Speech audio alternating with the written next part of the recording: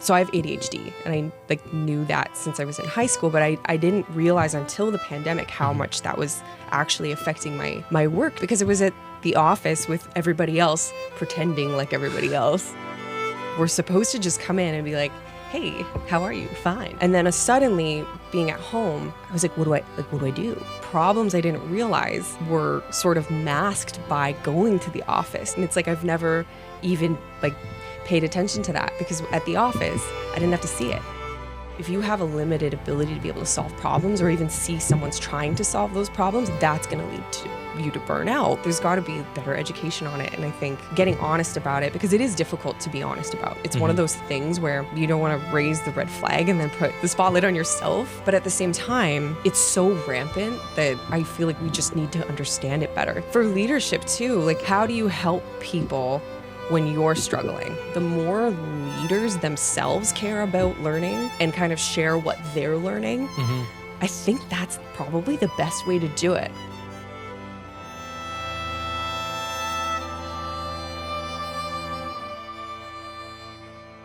Sam, thanks for joining me. Thanks for having me. It's a pleasure to have you here in the studio at StartWell. Likewise. And I'm really, really excited to talk about a bunch of stuff that we already started talking about before we pressed record.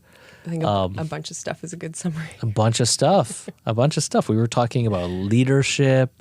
We were talking a little bit about this like remote work, distributed team culture question. So, and I think the unmasking that's sort of collectively happened since 2020. I think that would be a good probably bucket to start digging into. Okay, let's go there. That's a good way to summarize it. Well, okay, so as I'm a recruiter, as you know, but that's not how I identify.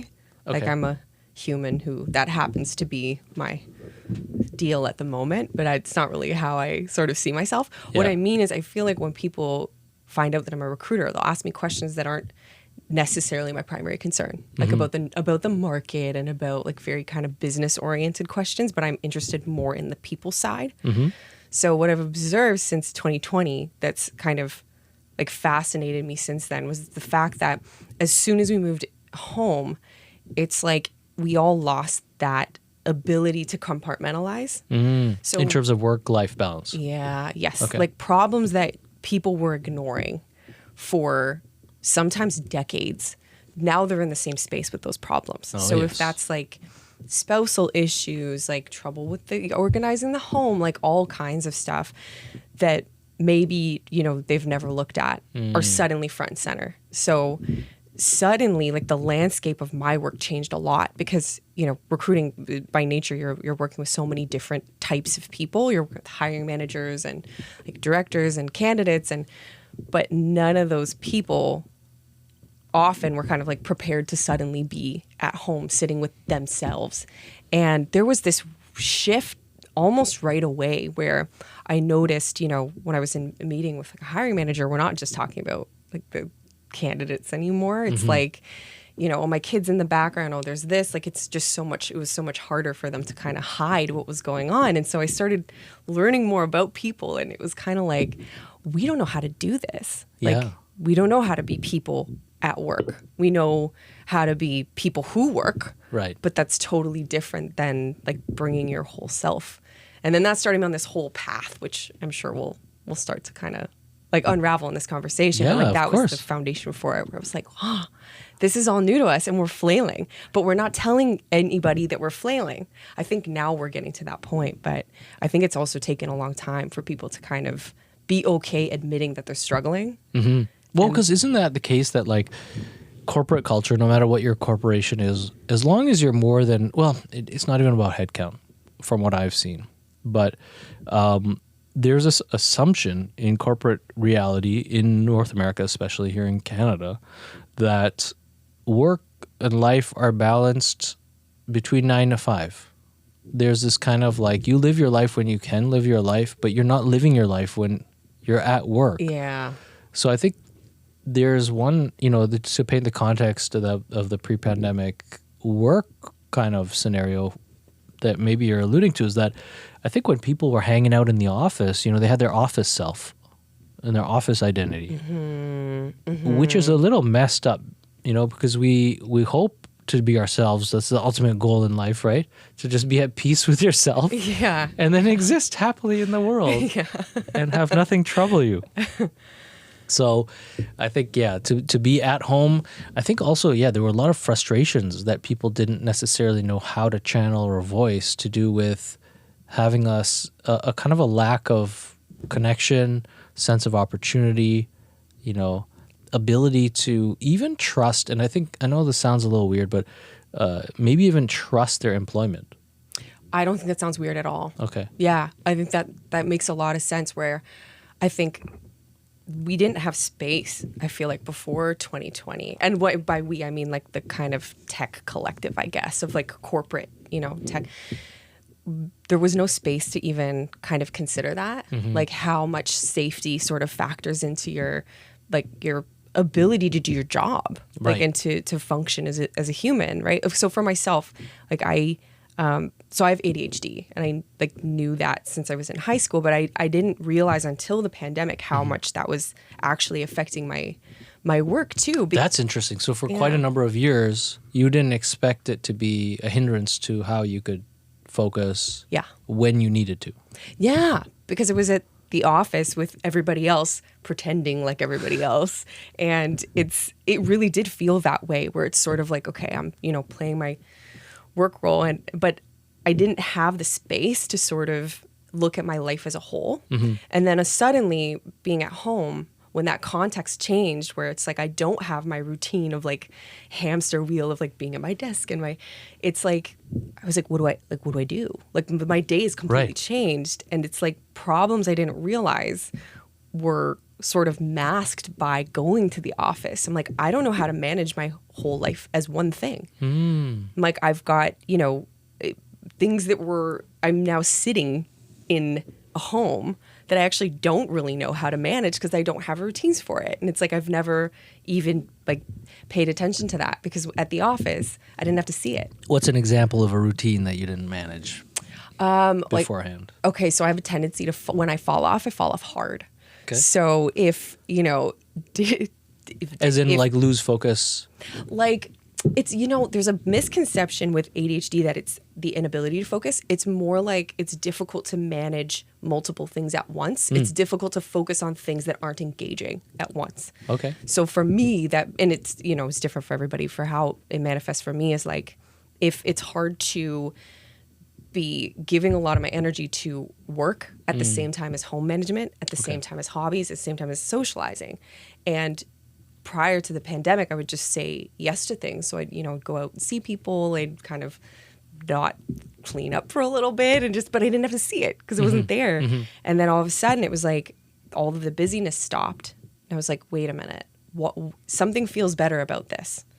And then it was looking at, how I had never consciously balanced my life before. And I don't think I'm alone in that, where it's like, I realized even, having this conversation, like, isn't comfortable. But I'm like, I think that this is like the way forward. Like, I think we need to be more transparent and say, like, it's been a struggle. And that comfort might come with dialogue, right? Come with like being able to socialize our personas and socialize who we are within jobs, outside of jobs.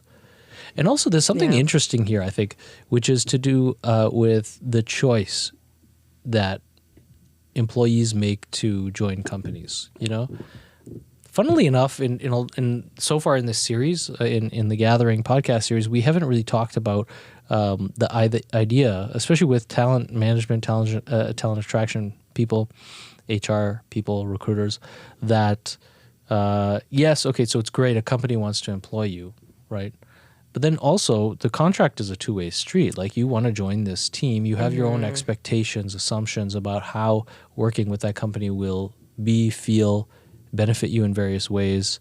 And for the better part of it, whether it means, as in the new reality, people stay for a year or they build a career with that company and they're there for longer, the commitment to spend that time and to want to contribute and to get, positive vibes back, feel like they're able to contribute and all of that, that's an interesting thing. It's normally considered like okay, I got a job. I'm thankful for that job. And like everything relies on, I give my destiny to the company. That you should be lucky just to have that. As opposed to thinking of it as a partnership. Yes. Yeah. Yeah. And so that's kind of interesting because I feel there might be subconscious bias that people have which they carried from this context into the pandemic, and a little bit of feeling let down by the isolation as well. Because it was difficult, I know, in 2020 for a lot of people to, employees and, no matter what their job role was that we've talked to socialize their whatever they were going through apart from everybody, even though everybody was seeing them on their couch in their living room all the time. Right. And not doing well sometimes. And it's like, what do we do with that? We've never encountered that before. Yeah. It's like we're supposed to just come in and be like, hey, how are you? Fine. And if how was your weekend? Yeah. It's like that rote, and all of a sudden it's like our scripts are gone. And I think like that's kind of part of the unmasking. But for leadership too, like it was a big, I think,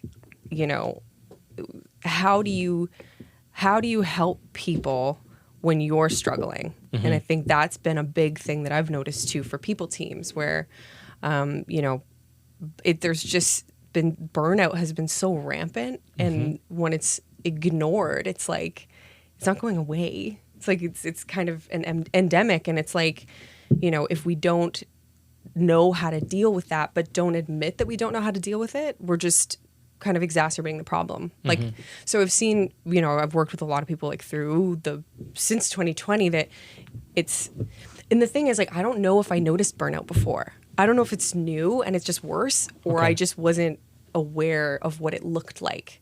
But for sure, since 2020, I've like worked with countless people that are just, it's an apathy. It's like you just cease caring because you've been under so much stress that you haven't dealt with, that it's like you no longer want to work with people and you no longer want to talk to anybody. And so it's kind of like, oh, look at this person. They don't care about their work. They're disengaged. And it's like, it's not their lack of interest in the company's interests and lack of alignment. It's they're under stress and they don't know how to manage it. Exactly.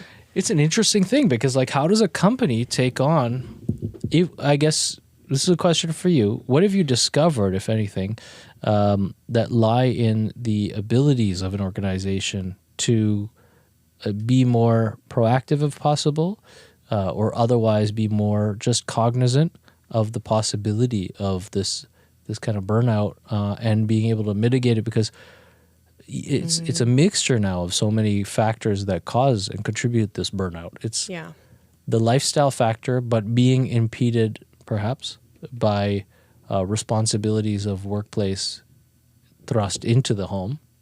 Yeah. If it's remote work burnout.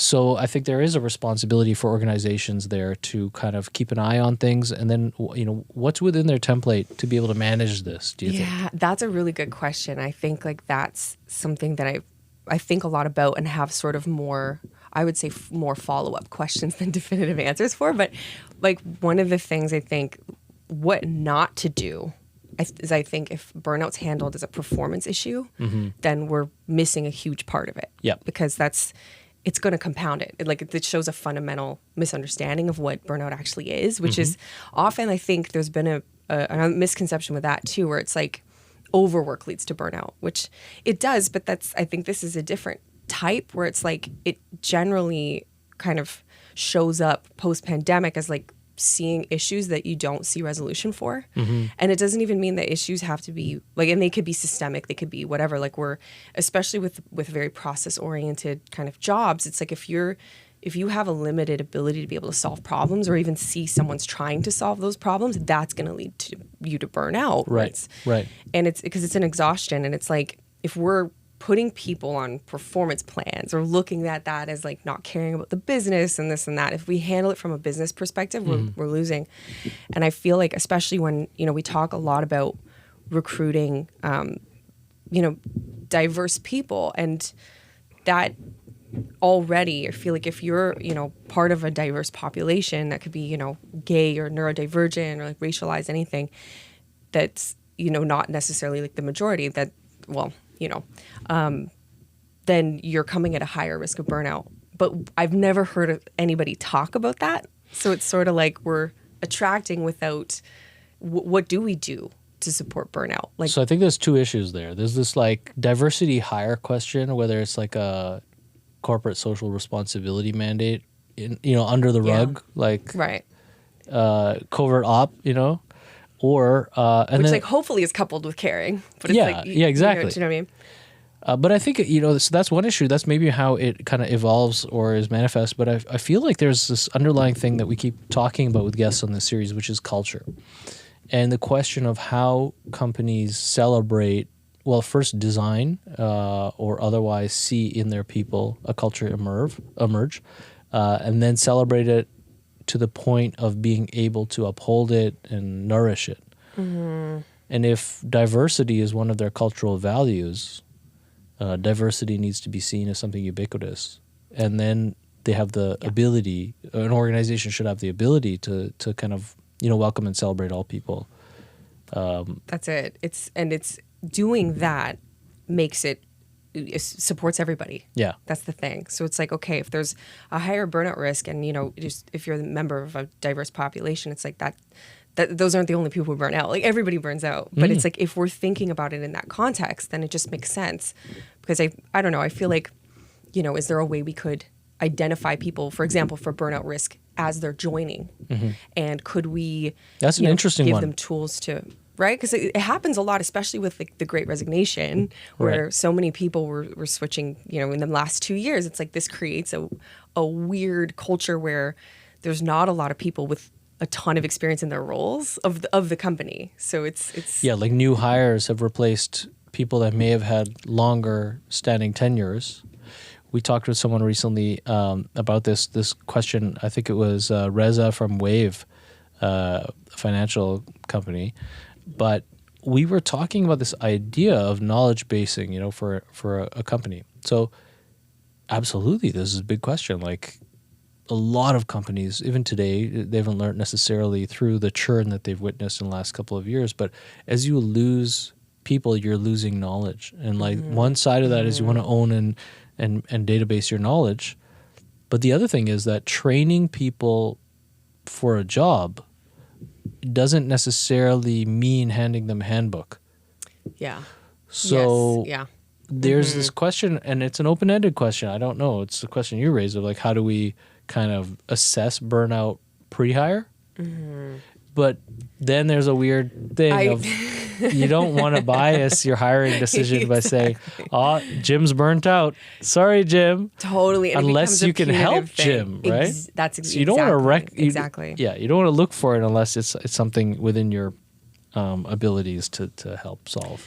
Yeah, I think it comes down to education too, because it's sort of, if I've heard advice before, like given and it just, okay, report it to your manager. And you're kind of like, but my manager is more burned out than I am and possibly doesn't know it. So it's kind of like there's got to be like there's got to be just better education on it. And I think getting honest about it, because it is difficult to be honest about. It's one of those things where, you don't want to raise the red flag and then put the sort of like, the spotlight on yourself. But at the same time, it's so rampant that I feel like we just need to understand it better so that we can actually deal with it. Because it's like, what if there weren't a performance plan, but like a support plan where it's like, okay, we're going to do check-ins. Because there's I feel like a lot of companies have external resources where it's sort of like, okay, here's like the employee assistance programs where you can talk to a counselor, which is great. Yeah. But it's kind of like, if you're already burned out, it's difficult to then add another thing to manage and to like proactively do, where it's kind of like, couldn't we set up the space to build that into onboarding or whatever? So it's not necessarily assessing people for burnout before they join, but like immediately post-hire.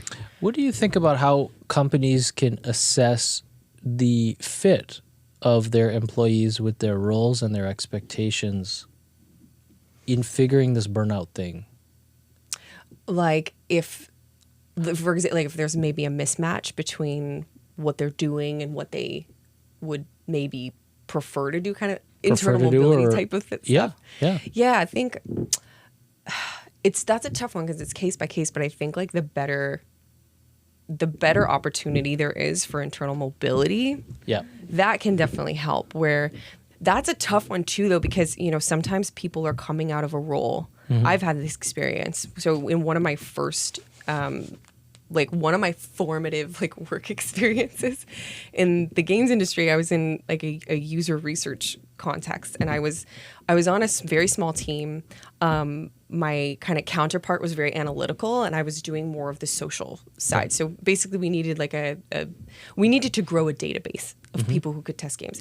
And I took the social side of that, and he was working on the analyst part of that. And we were doing great. Like we were excelling in our roles, but our manager, bless him, I'm still friends with him, so this is fine, at the time wanted us to build the opposite skill sets. Oh. So he goes, okay, great, but you know, you're going to bump up your social skills. You're going to bump up your analyst skills. Like, and so we're I don't both have unhappy. that side of my brain. Yeah. I'm like, well, so I left to recruit, and it was only later, because again, we're buddies, that he said, you know, I understand now how that wasn't but it was like my ability to move internally felt like it was, you know, being judged on my inability to perform this job that I didn't actually want. And so it's kind of, I think that if we're coming at this from a more open-minded, like, again, holistic, like human-centric, because a lot of, I think, internal mobility programs are like built on the premise that if you're excelling in your current role, you'll excel in whatever role. So if you're struggling in your current role, treats and bonuses, you know? Yeah, it's like what if the role's not a fit, and that's why the person, where I told you to, and totally here's your treat. Yeah, but like, what if it isn't a match? I like that you brought that up, because I think that's a important one. What I hope for, we see it in startups where there's a lot of burnout early on, because technology startups, because the functional expectations of each additional, you know, human resource, each person that joins a team, are so gargantuan. Depending on, you know, let's call it fundraise cycles and so on. If you're perhaps more bootstrapped or whatever, you know, maybe. Anyway, I'm generalizing, so I might as well generalize. I'm not going to backtrack it. People get stressed out quick because they have to perform, and they're doing new things every day. So performing at new is its own skill set, and it's very difficult. And the ways of entrepreneurialism are kind of assumed upon, you know, early employees in a lot of startups, where they might not have bought into that. They might not have thought that this company's a startup versus something more established, and I'll be responsible for things that I are not within my wheelhouse, you know. But we see that a lot because of this, and a lot of early tech company churn, irrespective of generational background, you know, how old people are. It's something that's always been there in tech, especially tech startups. This idea that, like, that it becomes difficult to contribute full on 100% every day. And then not, and when you see yourself being applicable for certain skills or certain things that you can contribute to the team, having those validated against the people around you, because the expectations of you fitting that role, because you're representing 5 people that should be hired but haven't been, are that much higher. So it's like, okay, cool. You want to do that stuff, do it outside of, you know, do it on the weekend. Yeah. That'll be your project. And it's like, no, man, I'm already doing too much. Yeah. So I think there's that kind of context as well in smaller firms and early stage firms.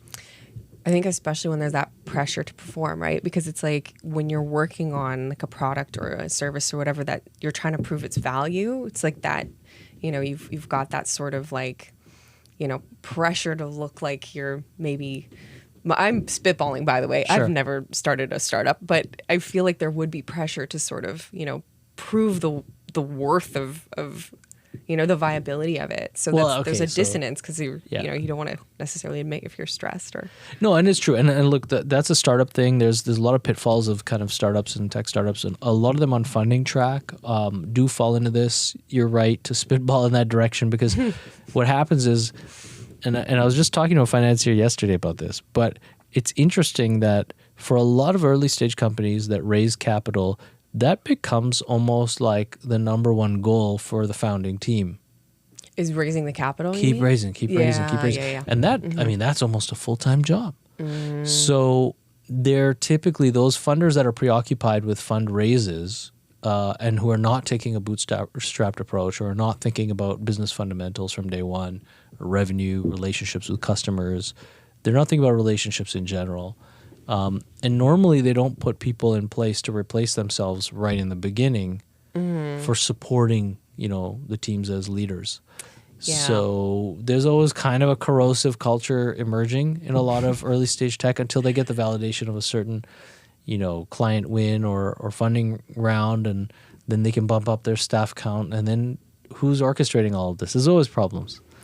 But okay. Gives me anxiety. I'm like, hear about my background's tech, and it's been good and bad to see all this stuff. But your background seems to be gaming. Tell me about that. Like, how did gaming and video games come into your life? Where did that start? It's funny. Like they came into my life early. I love video games, so like from a consumer standpoint, forever. And it's funny because I started my career as a teacher. And my plan, like, I always had two things in my head, like either teacher or some type of communications within business. So I started as a teacher, and the thing I care about though is humans and helping them realize potential. What I was doing was teaching them core French. It's like there's like a dissonance there. I was like not exactly. Realize the future that lies Honestly, in Laval. I was not cut out for it. I had students ask me like, Madame, why are we using French? Like, I'm not going to use this. And I was kind of like, honestly, true. Like, knowing you, probably you won't. And it just spiraled. And I was kind of like, what am I doing? I want to help them learn how to like live. But so I would talk to them on a more personal level a lot, and like I loved the kids that I taught. Just there's so much about the educational system that just doesn't like resonate with me. Sure. And yeah, but so we would end up talking about games a lot, and I was kind of like, you know what? Why don't I follow that? So I went to communications, and then. Worked at Ubisoft first, which I loved. Like it was in Montreal. No, in Toronto. Okay. Yeah, back when it was like, now they're like, I want to say they're almost like 1,000 people. It was like 200 when I joined, something like that. So it was a nice size. Like you could know everybody and really like get to know everyone. Wait, so this is when paint a picture of the years. Like when? Oh, this was in 2013. Okay. Yeah, 2013. Because I remember. Wow, has it been a decade before that? Because Ubisoft's been around. They've been around since the 90s, right? I think so. But like super micro team. And then as far as I remember, because I remember in Montreal, we didn't really think, when I lived in the Plateau around... that's right, of course. Yeah, 98 to 2003. Lived, played, worked, loved and lost in the Plateau. Yeah, we didn't really think of Mylène much, which was that the north Saint Laurent. We didn't think of that so much because it was kind of a dead wasteland at the time. There weren't many places to go. Wait, sorry, is that where Ubisoft Montreal is? Yeah. Okay. I don't know if they're still up there, but like there's this. We just remember that there was one company up there that everyone kind of knew, and it was this video game company, and then they redeveloped their campus, and in the process, I think that was the major real estate development in that area. Oh, okay, that makes a lot of sense. When they built out, and I think that might have been when I came back to Montreal, like 2004 or 5 or something. They built out a big, beautiful, like exposed brick kind of campus, and it was interesting because it was kind of like this in the area. It was almost like a very distinct, iconic. Moment for the evolution of the economy in the region, because it was like a rebirth. This is a working class kind of neighborhood for generations now, maybe since the 1800s, early 1800s, late 1700s, and it's being rebirthed with video games. And what a legacy! It's like yeah. And at the time, Montreal was really cool. Awesome. There was so much tech happening in Montreal at the time. There was like. It's funny to say now with the failure of like FTX and all the Bitcoin stuff going on, but like, or blockchain stuff, and it was all the same, whatever, all the crypto stuff. But like, it escapes and scares me. There was a crypto company, not currency, but cryptographers, that were kind of working on all these like data security issues that opened up in Montreal around the time. Anyway, so lots going on in Montreal at the time. But I digress because that was before your time at Ubisoft. And I'm laughing because it just sounds so futuristic, like everything you just said. It's all those words, right? It's 2022, and like, what are we doing? It's crazy. This is the future. What a time. But I feel like on balance, the internet has been an incredible thing. On balance. 100%. Yes. Okay, good. All right. I love the internet. Yeah. I love the internet dearly. I was one of the first, kind of internet pioneers in East Africa when I was a teenager. So I used to teach. A special love for the internet. Oh, absolutely. Like I was a young teenager teaching people what the internet was. I wrote my computing thesis for my IGCSEs, my British System grade 10. And that was exactly the title of the thesis. The internet, what it is and how it will transform humanity. And that was, and at the time, I think I was 14. Was that right? That's awesome. Yeah, it was around that time. And I had logged on twice. And then very quickly after I wrote that, because I'd studied the internet in computer shopper magazines. Oh my gosh. And then I got online and I helped all the early burgeoning ISPs in Kenya get customers. I was out there with a bag of modems as a teenager after school, teaching people how to connect to the internet and how to use IRC and FTP and the web and why it's not the only thing, and then it became the only thing. And then the apps. You were how old? You were 14? 14, 15, yeah. That's awesome. That's when I started, yeah. Man, I think, I'm trying to think what year I put a magazine in the VCR to see if it would play on the TV. But it wasn't 14. It wasn't 14. It was before that. Yeah. My point is that's it's a long time ago. Prodigious. Yeah. That's child prodigy level. Yeah. I don't know. I mean, I feel like back then people were geeks. The geeks I knew were really into computers. Being into computers back then. And maybe this will bring us back to video games and video game culture a little bit too. Oh yeah, sorry, I totally dropped. No, it's all good. I didn't sell it well. I got to finish that in a bit. But back then, I mean, the computers were the new thing for us kids. You could always aspire to all these great things of cars and houses or whatever. It seemed cool.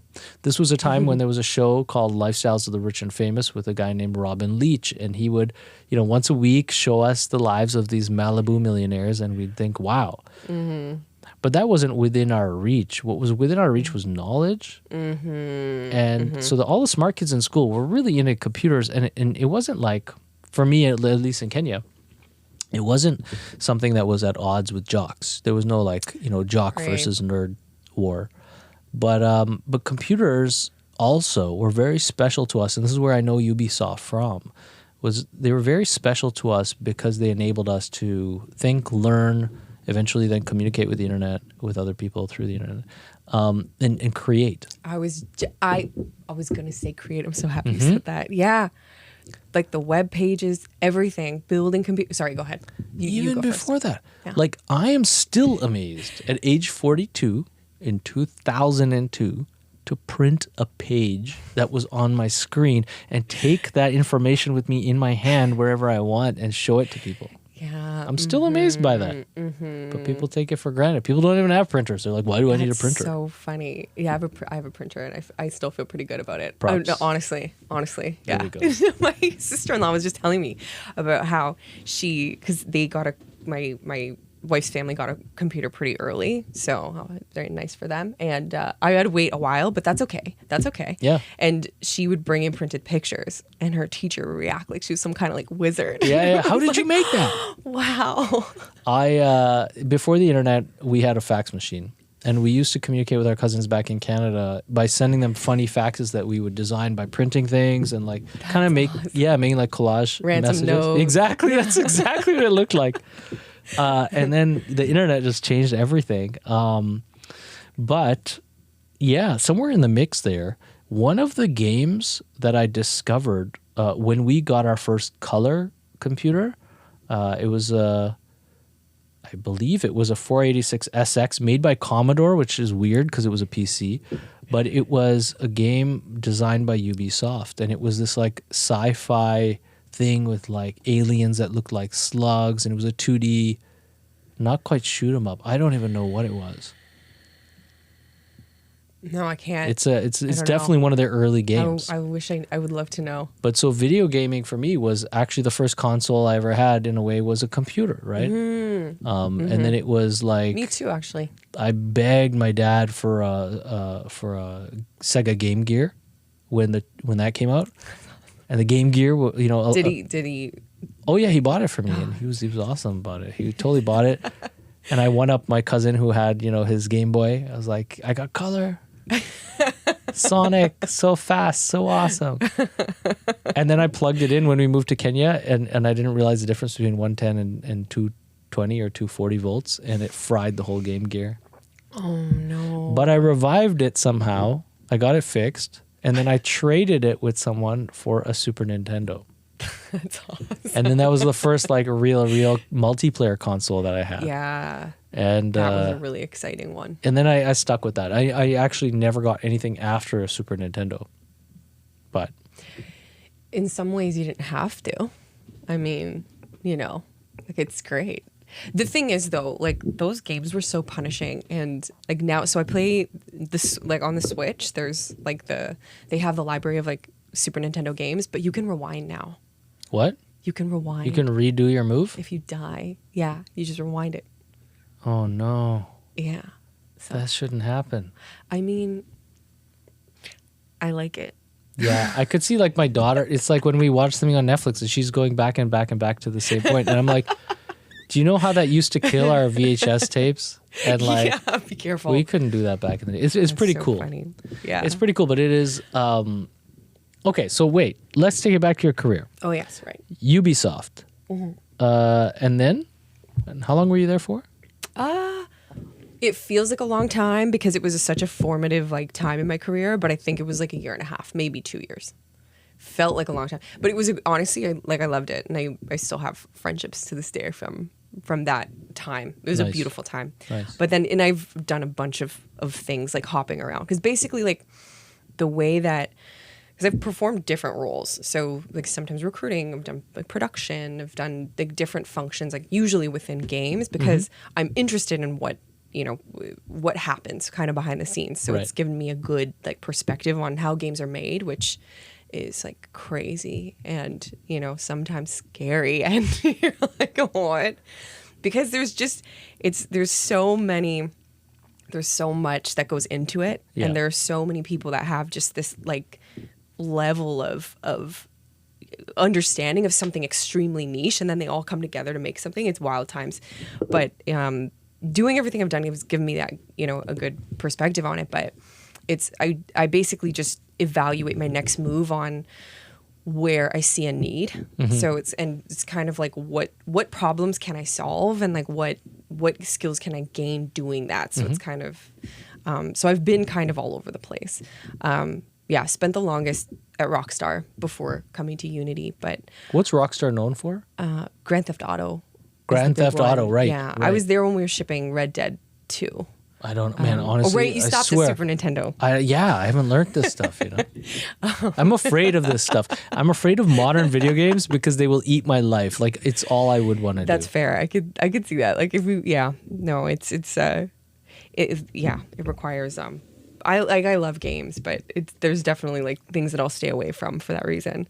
But yeah, like in everything, I feel like this, in a lot of ways, I feel like the connectivity of the internet has also enabled this like demasking where, you know, on LinkedIn, for example, like you see there's so much more authenticity that happens there than in the last couple of years. Yeah, than just like plugging. You know what I mean? Like the performativity. Yeah, like I think the narrative changed in the last year, and there were two things like so the interface changed on the web of LinkedIn when Facebook changed its interface in 2020. I don't know if you noticed that. But like Facebook updated, they dropped a lot of customers at the time, or let's say the user experience was less sticky.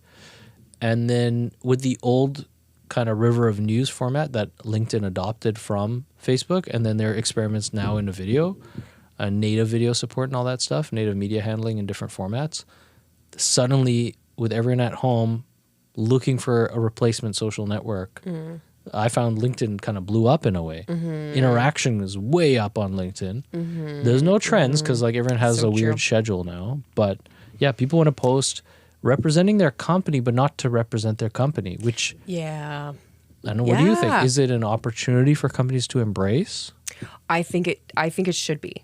Like I think we're remiss if we don't, because I think this is partially it's like a forced shift from the pandemic, again, like just being forced to acknowledge that we're whole people. But I think part of it's generational, where, you know, again, that whole the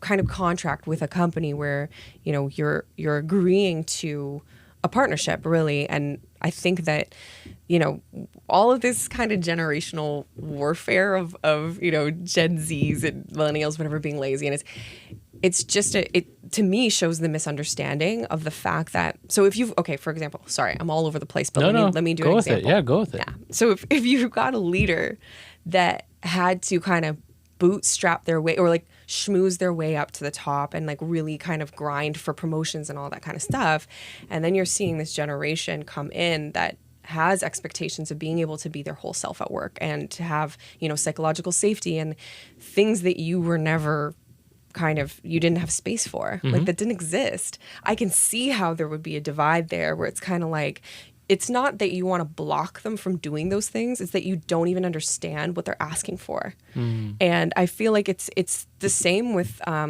for like with neurodivergence, the way that we the way we understand like autism and like ADHD. So for example, like as a kid, I was never identified as ADHD, but being a girl, it was way less identified, because it was that idea of like the hyperactive boy disrupting the class. That's who got that label. Yeah. So for me, I didn't even connect the dots until high school, because I didn't even self-suspect.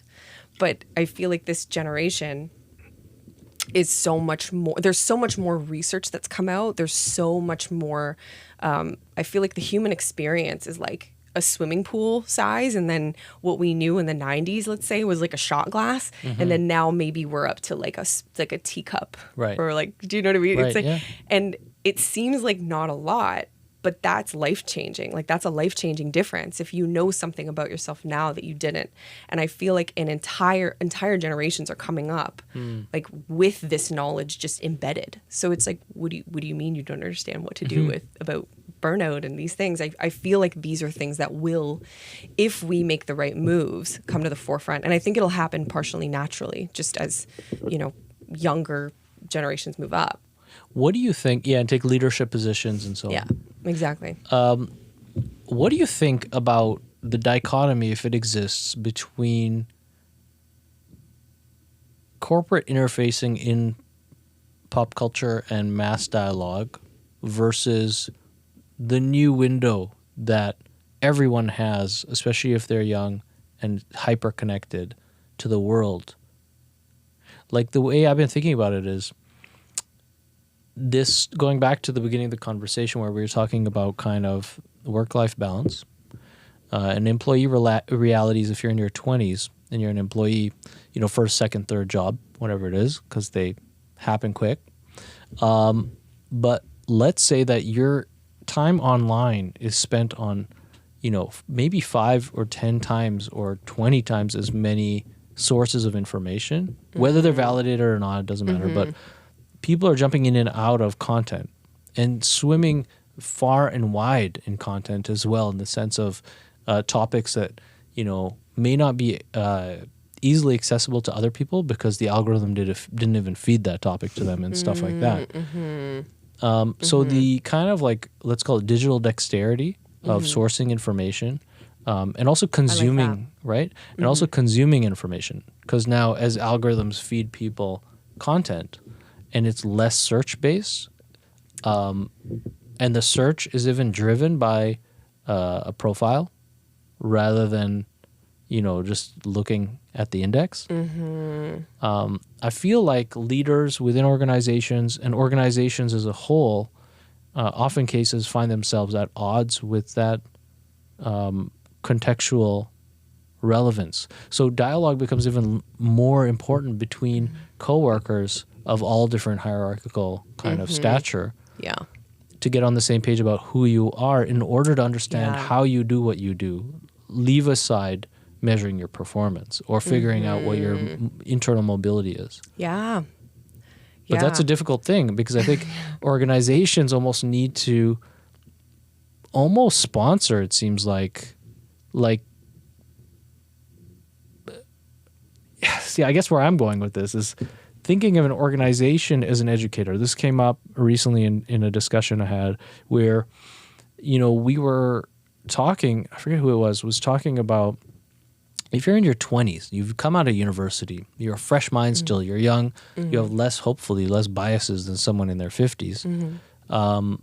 And you're also very energetic about your approach to learning.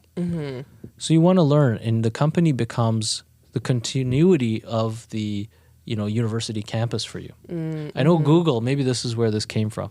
Google was having a lot of problems early on with this, where the Googleplex was like a campus.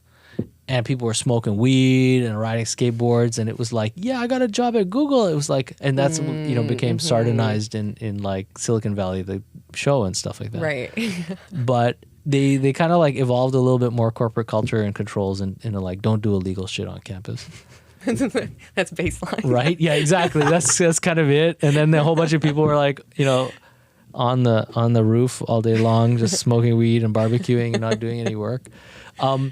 No, but it's interesting because as people come from a university context or otherwise from companies, even startups, like if a startup is your first job and then you go corporate and you're expecting this, give me a lot of information, I want to deal with this and I'll figure out, I'll help you. And you're like, leadership or management is kind of like, well, you're not in this department.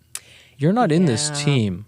You're not on my payroll. I don't know who's measuring your performance, but I don't want to be shanked by like helping someone from a different department or whatever it is in a corporate reality. So I think that could be problematic. But the question for me lies in your perception of how companies can encourage education as part of what they offer their employees, ongoing education. Yeah, that's a good question. I think like for what I've seen anyway, like we have in my current company, like it was at Rockstar too, we have a lot of access to like tools for self-directed learning. So there's that. I think it's tough because I think learners will learn. That's the thing. Like I see this with candidates too. It's like a whole range of where sometimes people get sort of stuck in whatever environment they're exposed to. So if they're, whatever they're doing in their current role, it's like if they don't necessarily try new things because they're sort of waiting to be kind of handed opportunities. And then there's people that are just so proactive with like staying up on new technologies. And I feel like it's tough because I think the more leaders themselves care about learning and kind of share what they're learning, I think that's probably the best way to do it. Because again, like I think people will find a way to do it, again, with all the tools that exist, with like Udemy and Coursera, and like there's a ton of information on the internet, but it's like the impetus to use it. And I think if I know for me, I'm really inspired by a lot of the leaders that I see like posting on LinkedIn that are, talking about topics that I hadn't considered even for myself. Right. Like neurodiversity and, ways to sort of, I think it's. Is this also something that you've seen in either your previous work or at the company that you're at now at Unity, this idea of kind of a town hall, where there's time and space set aside for peer-to-peer learning, not in the sense of like paired programming, right, but in the sense of like, what are you into and what are you so excited about? That whole show and tell thing. You got to school when you were a kid and you got to like Monday morning, you're like, oh my gosh. Oh my God, this happened. I want to tell everybody about it. And it's not like we went to the farmer's market with my dad on Saturday. It's whatever it is you're jazzed about and you're into and you want to learn more about it, Yeah. Do I was just thinking about that in the context of Spotify Wrapped. I was like, oh, this interesting. is our show and tell right now.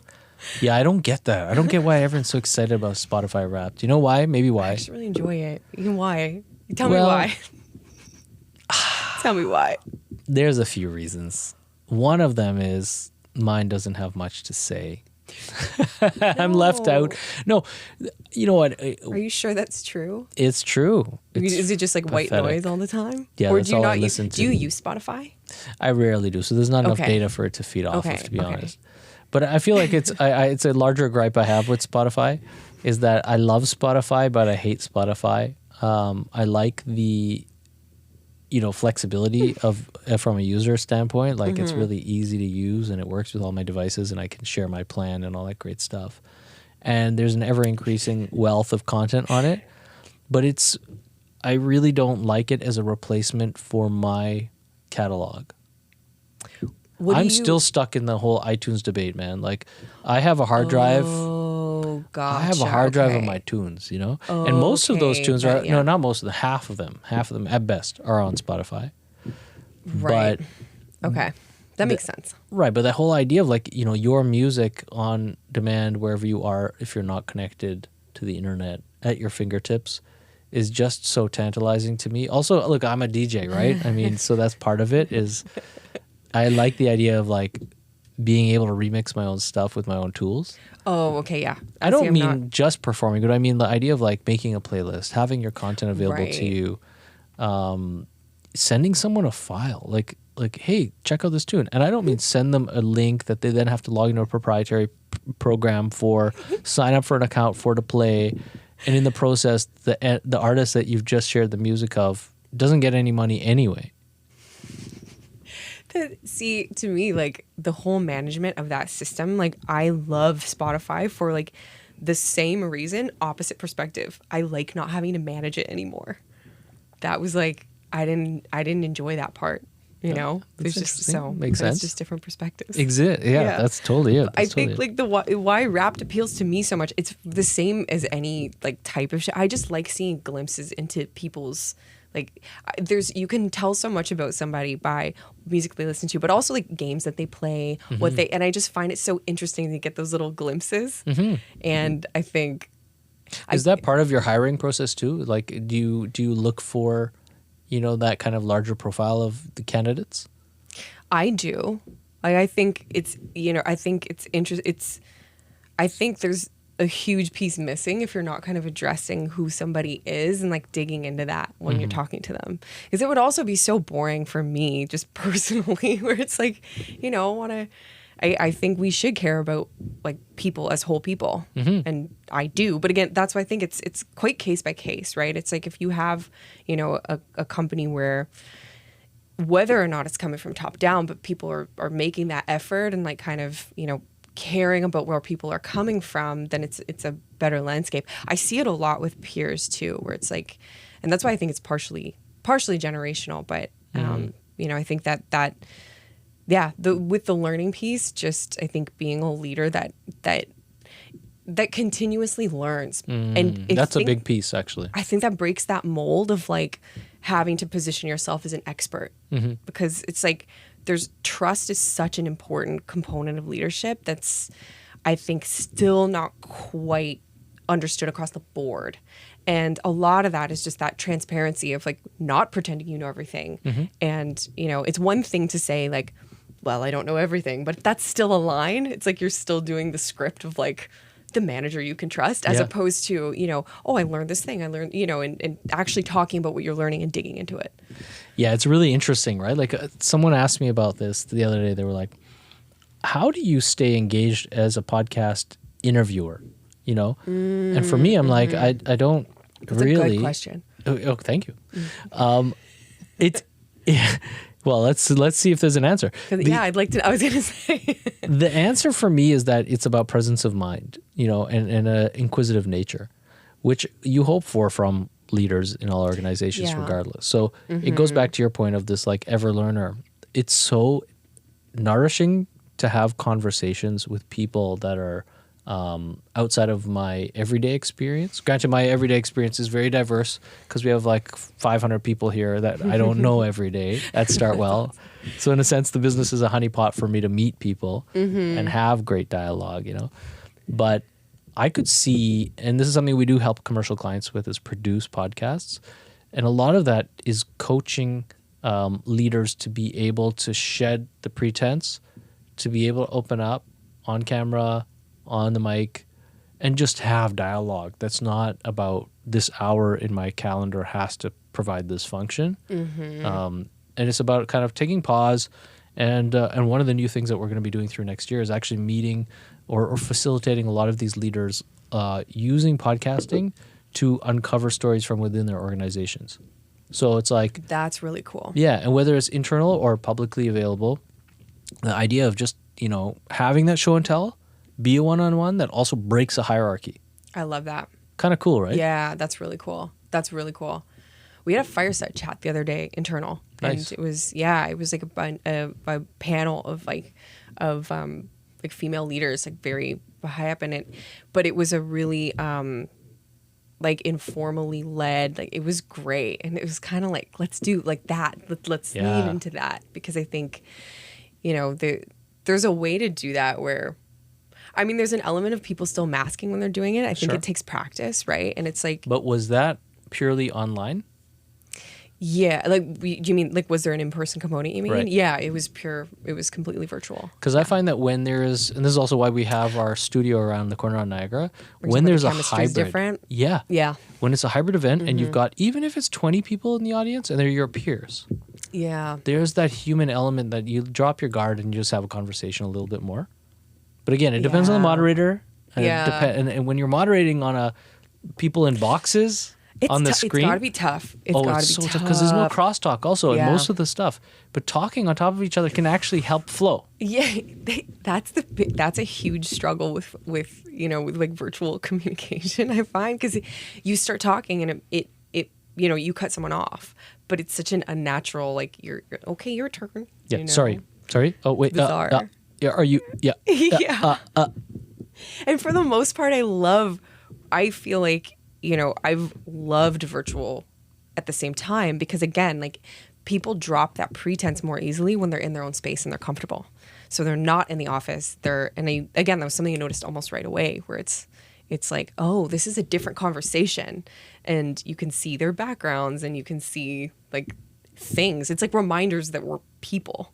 Which is kind of like part of this meta. The meta take home for us is looking like the office wasn't working. In terms of cubicle culture, the office needs to be more like a home. And when people use it, it's not just a home, it's an exceptional home for experiences that are shared. Like a base, a meeting place. I heard someone describe it as a community center. they love that that's idea. Good. That's good. Right? Like a place to build connection. Right. But that's where that's its function. I think intentionality is that's super integral to everything we've talked about, to just building trust with teams, to learning, to it's intentionality. It's deciding to do that thing, and that thing sometimes is just taking off the mask and making a space for people to be themselves. But I think that has to be led by example. Right. So it's the early days of remember, Bell Let's Talk? Yeah. Where I feel the early days were I don't know what that is. I just know the billboards existed. Yeah, it's an advertising campaign. They donate money when you call and text that day to mental health organizations. So that's one their day kind out of of thing. 365 days a year. Yeah, it's a start. That's I don't know when it started, 0.3% of their revenue. Well, let's not examine it from a let's break down the business side. Too far down. The point being that I feel when that started happening. Yeah.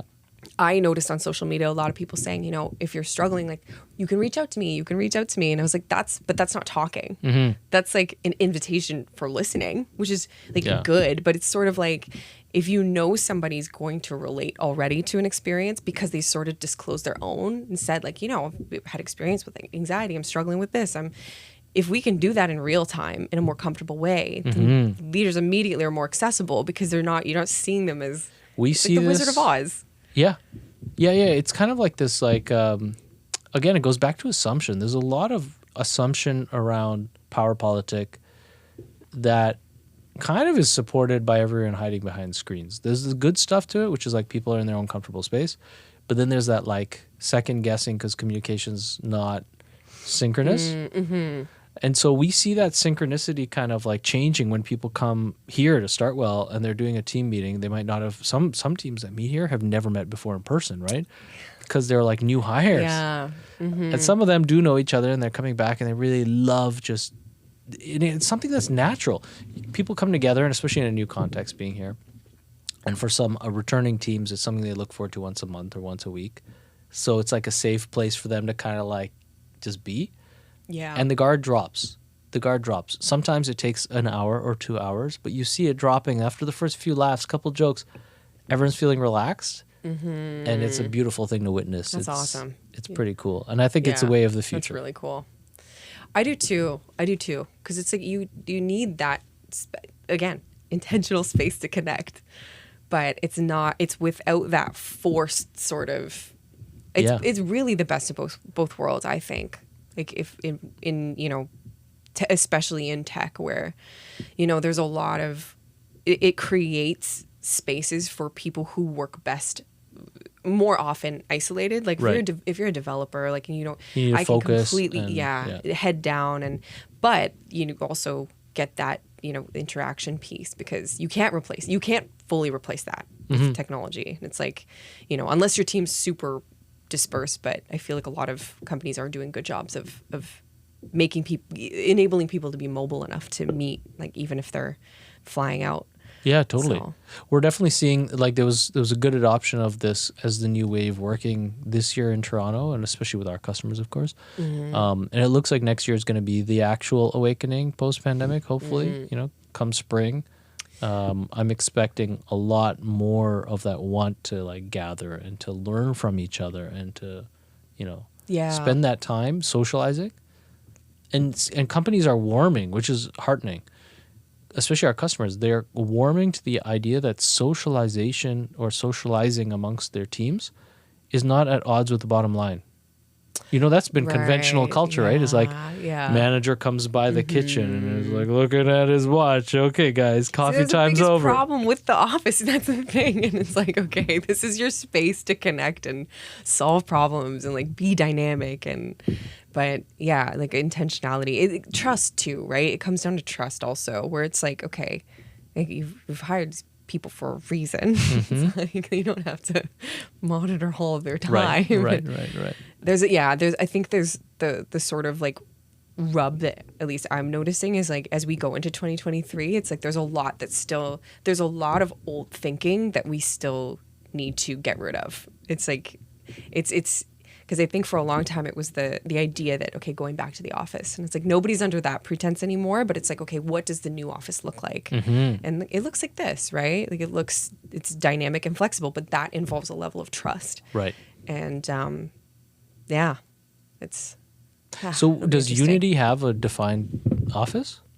Unity has offices all over the place, yeah. So the Toronto one's like under construction. But when is it open? A lot of them are established this summer. Okay. But yeah, like a lot of them have been, there for like quite some time. They're cool spaces. I've never been to one. Okay. Which like it's so weird that's like a thing. That's a thing. But it just depends because it's a big company. Like there's a lot of there's been a lot of discussion about what to do really and how to handle. So it's majority up to teams, like how they do encourage, teams to get together. But again, like the frequency depends on what the function is. It's a very difficult problem to tackle, especially with a large employee base. Like how many Unity folks are in Toronto? I actually don't. I think it's like between 1 and 200. It's not more than 200. Okay. I don't think it's less than 100. Because one of our larger clients, Shopify, has been going through this, right? We were kind of helping them out with this in the last couple of years, especially the last year, like 2001 to 2002. Okay. Oh, sorry. What am I saying? 21 to 22. Oh, okay. That's fine. Numbers don't register super well with me, so I heard the one. Yeah. Like, cool. Yeah, exactly. That makes sense. I still write 1999 in my book every day, But like what we saw with them is that like they have how many thousands of people all over the place, and when they went full remote, they kind of cobbled together a rule book almost for how teams can self-organize to find space, and then how they facilitate their meetings to try and get some sort of like functional output, but also to go and do fun stuff and make sure there was enough budget for it. And that's been like a kind of a very, experimental process in the last year and a half. And it's kind of getting more, from what I understand, it's getting a little bit more refined next year. But it's been a big undertaking for them to like just culturally align with, everything from procurement to booking, billing, to then auditing, the success post-meeting, if they even do that, to then pre-planning the next set of interactions with people. It requires a whole new business unit, and they've built it out to just be an internal team. Yeah. But an internal team supporting, 40,000 global staff or something? It's crazy. Yeah. Yeah. That is quite the undertaking. It's like, there's a lot of like decisions to be made there.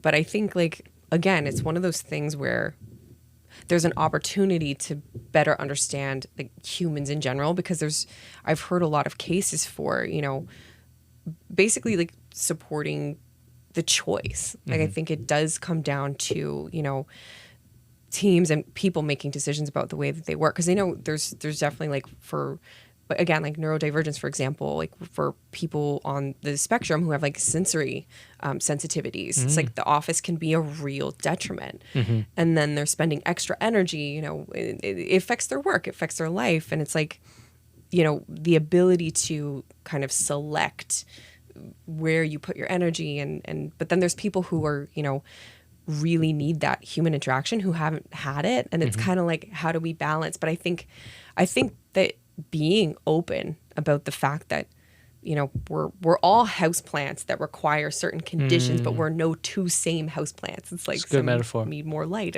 right? And figuring out what that looks like, I think there is a way that we can do that, but it gets complex when you're making business decisions. But I think when you're on teams, it's a little bit, it's more simple, but it requires intentionality. Right. So like still complex, but easier because, if you're encouraging people to kind of advocate for themselves and decide sort of what they need and try things, if you're willing to do that, then I think we have a really amazing opportunity to have better soil. Exactly. For these plants. Yeah, or build the terrarium, like build the terrarium for your own ecosystem that is all encompassing. Right? And you can just kind of move over. Yeah, totally. Well, Sam, it was a pleasure chatting today. Thanks so honestly, much. It was such a pleasure. I think we covered a lot of interesting topics. And I'm looking forward to having you back maybe for the conference in April. Thanks. That'd be great. Yeah. Thanks for the invitation. It was a pleasure. And thanks for talking. It was great talking to you too. Thanks so much. Right on.